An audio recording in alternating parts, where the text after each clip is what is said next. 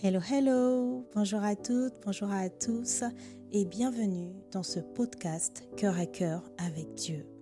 Chaque jour, laisse Dieu te parler au travers de sa parole.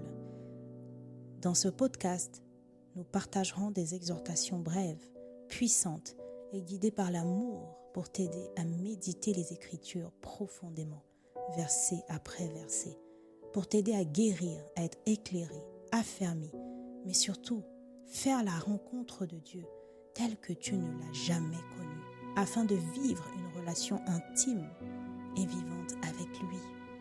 Alors installe-toi bien, dispose ton cœur, dispose ton environnement, dispose tes pensées.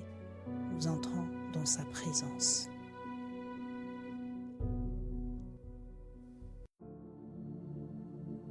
Hello, hello! Heureuse de vous retrouver pour cette nouvelle exhortation, ce nouveau message.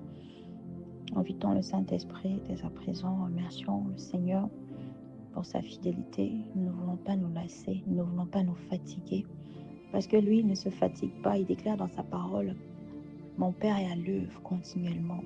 Il est à l'œuvre depuis toujours et moi aussi, je suis à l'œuvre. Alors Seigneur, merci pour cette nouvelle opportunité d'entrer dans ta présence. Nous ne voulons pas le prendre pour acquis. Nous ne voulons pas prendre pour acquis le fait de venir t'écouter, de venir chercher ta voix, ce que tu dis, ta volonté, tes désirs. Alors, nous voulons prendre le temps de t'inviter durant ce moment. Viens nous ouvrir le cœur. Nous avons désespérément besoin de toi, Seigneur. Saint-Esprit, remplis-nous au travers de ce message. Change-nous. Augmente notre soif de toi. Corrige ce qui a corrigé. Et déracine, ô Père Céleste, ce que tu n'as pas planté en nous. Dans le nom de Jésus-Christ. Amen.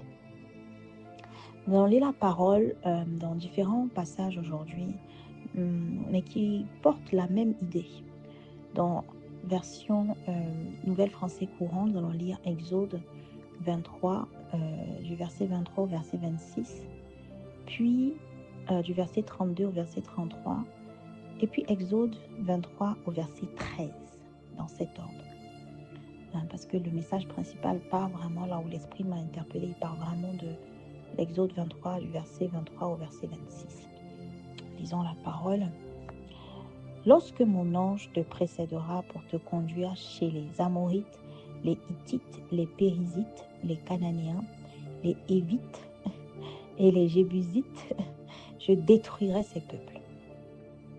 Mais tu ne te prosterneras pas devant leurs dieux pour les adorer, ni imiter leurs cérémonies. Au contraire, tu détruiras les statues de ces dieux et tu briseras leurs pierres dressées.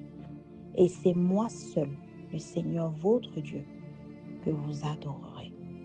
Alors, je vous bénirai en t'accordant la nourriture et la boisson et en te préservant des maladies. Dans ton pays, il n'y aura plus de fausses couches ou de femmes souffrant de stérilité, et je t'accorderai de vivre longtemps. Ensuite, versets 32 à 33. Tu ne concluras aucune alliance avec eux ou avec leurs dieux. Tu ne leur permettras pas de demeurer dans ton pays, de peur qu'ils ne t'entraînent à commettre des fautes contre moi. En effet, si tu adorais leurs dieux, tu serais pris au piège de l'idolâtrie. Revenons maintenant au verset 13. Observez exactement ce que je vous ai ordonné. Veillez particulièrement à ne jamais invoquer d'autres dieux. On ne vous entendra même pas mentionner leur nom. Oh, bien-aimé, le titre de mon message, c'est Dieu nous demande bien plus. Dieu nous demande bien plus. J'ai envie de rajouter bien plus qu'on ne le pense. Vous voyez, nous sommes toujours dans ce contexte où le Seigneur est en train de bâtir les fondations de sa relation avec le peuple d'Israël, avec le peuple qui s'est choisi. Et après avoir donné des instructions par rapport à l'ange qui va envoyer, qui va parler en son nom, après avoir précisé les termes et leur attitude face à cet ange il faudra absolument qu'ils soient attentifs, qu'ils soient sur leur garde, qu'ils écoutent, qu'ils respectent cet ange, parce qu'il ne tolérera pas, il ne pardonnera pas leurs fautes, leurs péchés, leur résistance, leur rébellion. Le Seigneur continue avec l'idolâtrie et avec tous les peuples que lui-même connaît qui vivent là. Donc nous sommes dans un contexte où il y a beaucoup de faux dieux en fait. Il y a beaucoup de distractions, il y a beaucoup de déshonneur du Seigneur, beaucoup de mépris du Seigneur. Et Dieu prévient son peuple. Il leur dit, tu ne te prosterneras pas devant leurs dieux pour les adorer, ni imiter leurs cérémonies. Bien-aimés, se prosterner, qu'est-ce que ça signifie? Se prosterner, c'est se soumettre. Se prosterner, c'est subir, c'est être accepté. C'est s'abaisser devant quelqu'un, quelque chose. C'est subir le règne de quelque chose. Se prosterner, c'est se mettre sous l'autorité, sous l'esclavage de quelque chose. Alors, vous voyez, en réalité, le Saint-Esprit m'interpelle dans ce premier point sur le fait que tout ce qu'on subit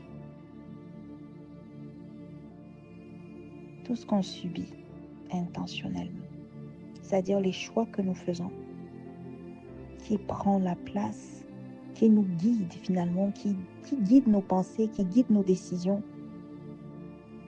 C'est une forme de prosternation. Je ne sais pas si ça se dit, ou de prosternement, je ne sais pas.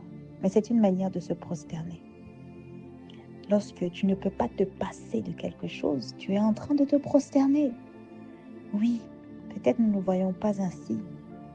Lorsque tu ne peux pas te passer de séries coréennes là, lorsque tu ne peux pas te passer de ton muffin le matin ou de ton pain au chocolat le matin, tu es en train de te prosterner puisque c'est ce qui te domine, c'est ce qui te contrôle. Tu ne peux pas lui dire non. Tu es en train de te prosterner. Bien-aimé, parfois, l'image que nous avons de l'idolâtrie n'est pas l'image que Dieu a de l'idolâtrie. Alors, sa réalité, ça ne concerne pas que l'idolâtrie, ça concerne beaucoup de choses parce que il y a plein de choses, on a une image, comment nous on voit cette chose-là. Mais en réalité, ce n'est pas la vue de Dieu. Alors, demandons la grâce à Dieu de voir comme lui, de ressentir comme lui. Et demandons-lui la grâce de nous révéler les choses cachées de notre cœur, qui sont en fait des manières de nous prosterner, qui sont en fait de l'idolâtrie. Appuyons-nous sur Jérémie 33 au verset 3. Invoque-moi, je te répondrai, je t'annoncerai de grandes choses, des choses cachées que tu ne connais pas.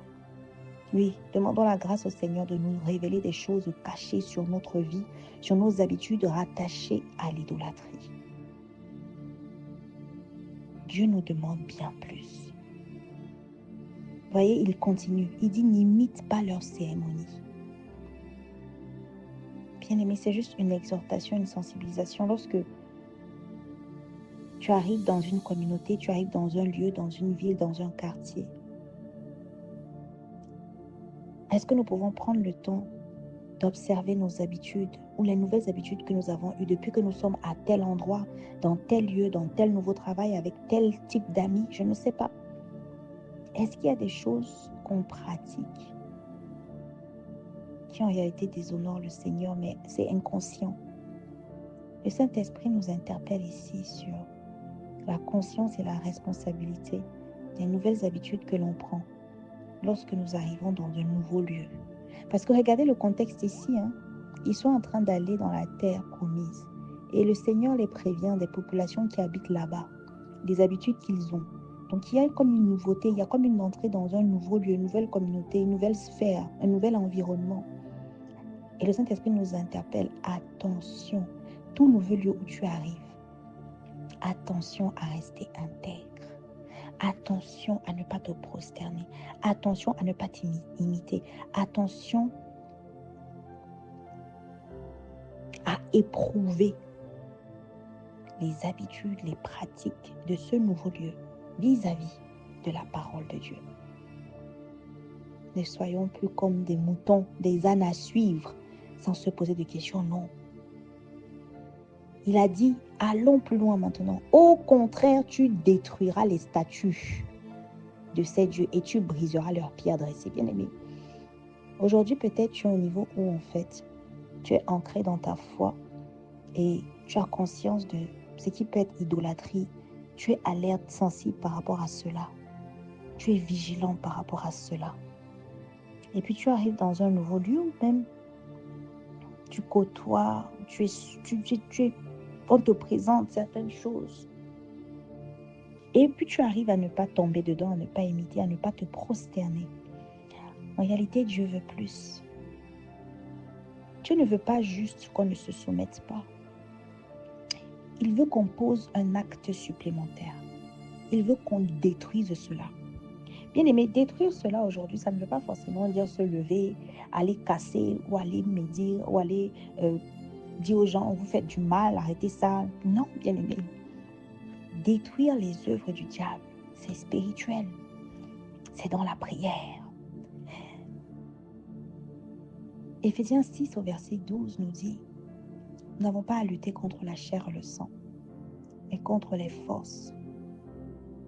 Je paraphrase parce que je n'ai pas le verset sur les yeux, mais contre les esprits mauvais, contre les autorités, les principautés, les esprits qu'il y a entre le ciel et la terre. Nous n'avons pas à lutter contre la chair et le sang, mais contre les esprits mauvais. Donc, la vérité, c'est que nous devons être sensibilisés lorsque nous arrivons quelque part et que nous voyons des pratiques qui sont de l'idolâtrie, des pratiques en fait qui déshonorent Dieu, des choses, je ne sais pas moi, des cultes d'adoration que certains peuvent mener à d'autres faux dieux, à des idoles. Nous devons rentrer en prière, bien-aimés. Parce que Dieu attend de nous qu'on détruise ces statues, qu'on détruise, qu'on brise les pierres dressées. Aujourd'hui, nous n'allons pas prendre le marteau comme avant, nous allons entrer en prière pour détruire cela par le sang de Jésus, parce que nous avons reçu autorité, bien-aimés. Luc 10 au verset 19, voici, je vous ai donné le pouvoir de marcher sur les serpents, les scorpions et sur toute la puissance de l'ennemi, et rien ne pourra vous nuire. Nous devons nous lever en prière pour marcher contre toutes ces fausses autorités, ces faux dieux qui déshonorent le nom de notre Dieu, le seul et l'unique. Oui, il le dit à la suite, au verset 25. Et c'est moi seul, le Seigneur, votre Dieu, que vous adorerez. Nous devons proclamer dans ces lieux où nous arrivons, où Dieu n'est pas le seul et l'unique, qu'il est le seul et l'unique. Nous devons libérer les paroles pour détruire ses œuvres, afin que son règne descende, afin que l'atmosphère change, afin que le règne de Dieu soit rétabli. Oui, bien-aimé, la parole déclare, la mort et la vie sont au pouvoir de la langue. Alors ne minimise plus le pouvoir de tes déclarations, c'est une arme. C'est une arme. Et j'aime bien le alors, voyez, parce que à cela, au fait que nous ne nous prosternions pas, que nous fassions attention donc à tout ce qui nous fait nous soumettre au quotidien. Bien aimé, ce n'est pas seulement des statuettes. On parle ici de tout ce devant lequel tu ne peux pas contrôler, tu ne peux pas résister, tu ne domines pas. Ça peut être n'importe quoi. La nourriture, les petits plaisirs, les voyages, c'est n'importe quoi. Si nous arrivons à ne pas nous prosterner, si nous arrivons à détruire, il y a une promesse attachée à cela. Le Seigneur nous dit, il nous bénira avec de la nourriture, de la boisson. Il va nous préserver des maladies. Il n'y aura plus de fausses couches ou de femmes souffrant de stérilité. Et surtout, nous allons vivre longtemps. Bien aimé. Lorsque je lisais encore cela tout à l'heure, l'Esprit m'interpellait sur le fait que, attends, c'est comme un déjà vu. Ça, c'est comme le deuxième verset sur lequel le Seigneur fait une promesse liée au fait de vivre longtemps. Honore ton père et ta mère. Ainsi, tu seras heureux tous tes jours de ta vie et tu vivras longtemps. Voyez, bien aimé, parfois nous avons des détresses et nous nous disons, mais qu'est-ce que je dois faire? Comment faire? Voici un principe que Dieu révèle dans sa parole. Si tu as une fausse couche, si tu es stérile, voici une piste à explorer. Une piste à explorer. Scanne ta vie, examine-toi et fais la chasse aux idoles de ta vie. Parce qu'une fois que tu auras renversé ces idoles, une fois que tu te seras mis en prière pour détruire ces idoles, bien aimé, le Seigneur dit alors, il n'y aura plus de femmes souffrant de stérilité, je t'accorderai de vivre longtemps. Le Seigneur est fidèle, bien-aimé. Il parle tantôt d'une manière, tantôt d'une autre. Sa parole est vivante et efficace. Demandons la grâce de lire la parole, d'écouter donc avec les yeux de l'esprit. Parfois, nous ne savons plus quelle formule magique utiliser ou quelle stratégie employer, alors que la parole est remplie de principes à capter, à saisir. Bien-aimé, si aujourd'hui tu écoutes cette parole, ce n'est pas pour rien. Dieu est en train de te parler. Assieds-toi, examine-toi. Dieu est en train de te dire quelque chose. Rappelle-toi tes prières, observe ta vie. Regarde si tu n'es pas dans cette situation. Ne dis pas, ah, ça ne me concerne pas. Non, bien-aimé, mais pause et médite. Observe ta vie, scanne, examine. Examinons, bien-aimé. Dieu nous demande bien plus que de nous taire. Dieu nous demande bien plus que de ne pas nous prosterner. Dieu nous demande bien plus que d'éviter. Dieu nous demande bien plus que de l'adorer lui seul. Il veut que nous détruisions ces idoles, ces faux dieux. Engageons la guerre contre les idoles par la prière. Et vous voyez la suite. Il dit, tu ne concluras aucune alliance avec eux ou avec leur Dieu. En fait, dans tout lieu où tu vas arriver, où tu sauras, ça sera un nouvel environnement. Identifie qui sont les dieux là, les faux dieux ou les personnes qui ont autorité. Identifie-les. Est-ce que les pratiques ou est-ce que le Dieu qui est là, qui est élevé ou l'atmosphère qui règne, le parfum qu'il y a, c'est le parfum de Dieu, de notre Dieu, le Dieu d'Abraham, d'Isaac et de Jacob? Sinon, bien-aimé, 1, on ne se prosterne pas, on ne se plie pas à cela. 2, on détruit cela. 3, on ne conclut aucune alliance, aucun contrat. On ne signe pas de contrat avec eux.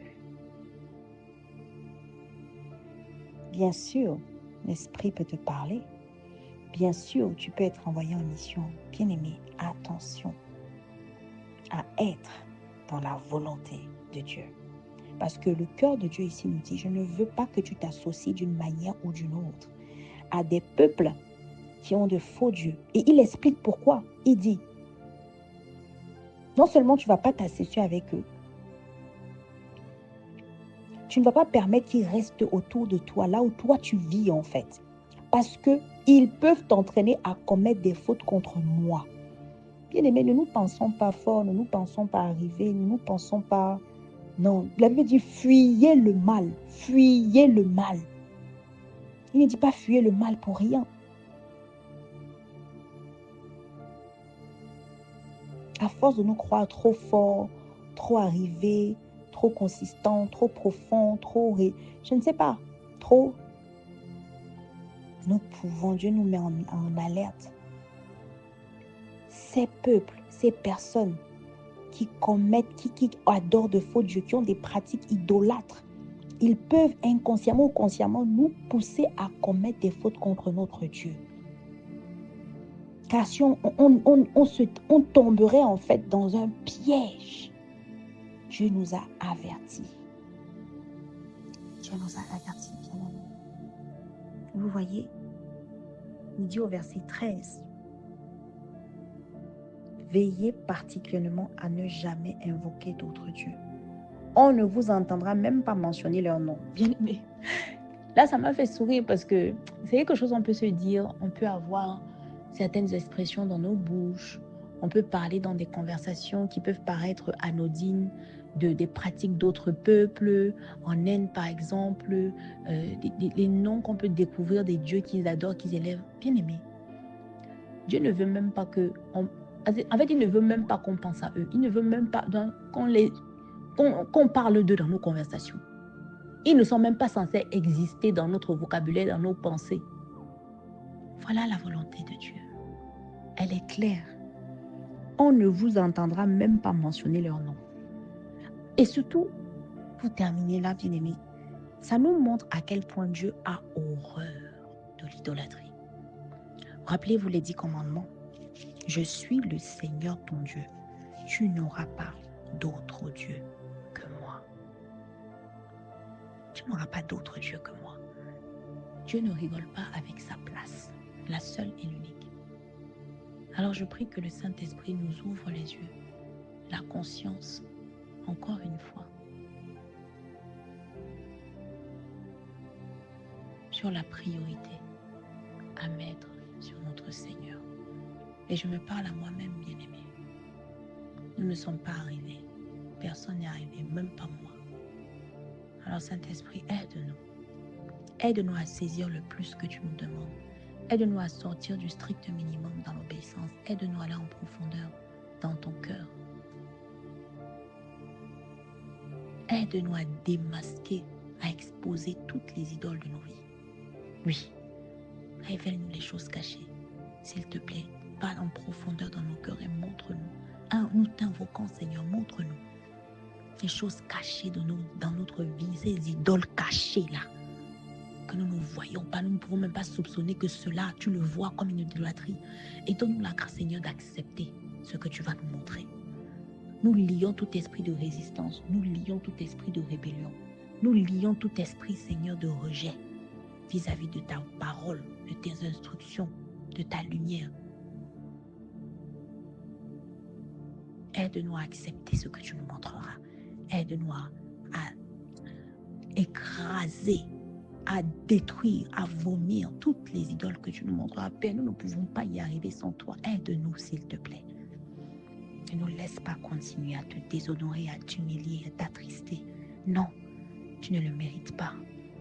Tu es le seul et l'unique et nous disons oui et amen. Nous disons oui et amen à cela.